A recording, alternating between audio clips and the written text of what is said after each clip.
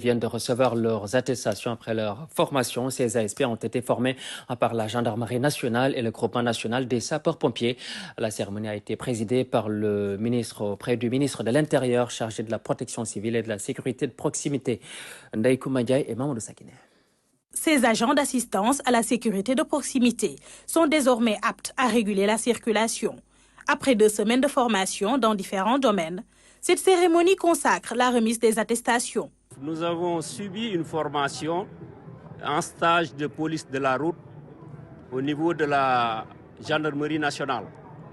Donc c'était un stage de 15 jours et c'était juste pour donc avoir les rudiments nécessaires à la régulation, les rudiments nécessaires au contrôle et avoir également des références sur la sécurité routière. La formation des ASP est devenue une priorité pour les autorités.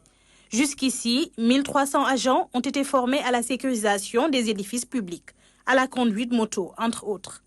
Nous, en tant que structure qui accompagne les forces de défense et de sécurité, qui ont le monopole de la sécurité, nous sommes très réconfortés de cette ouverture, de cet accompagnement, de cet encadrement des forces de défense et de sécurité.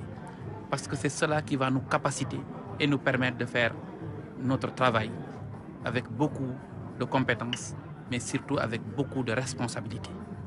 À travers ces sessions de formation, l'État cherche à inculquer des valeurs aux agents d'assistance à la sécurité de proximité. C'est vrai que c'est une agence qui a été créée pour renforcer le dispositif sécuritaire géré par les forces régaliennes, pour donner aussi une opportunité d'emploi aux jeunes, pour qu'ils puissent participer à la construction de l'édifice national, mais surtout pour leur inculquer des valeurs civiques. Et c'est tout ce qui justifie le sens de cette formation. Le directeur général de l'Agence d'assistance à la sécurité de proximité annonce la poursuite de cette série de formations. Un partenariat avec la douane, les eaux et forêts. Le service civique national est aussi envisagé.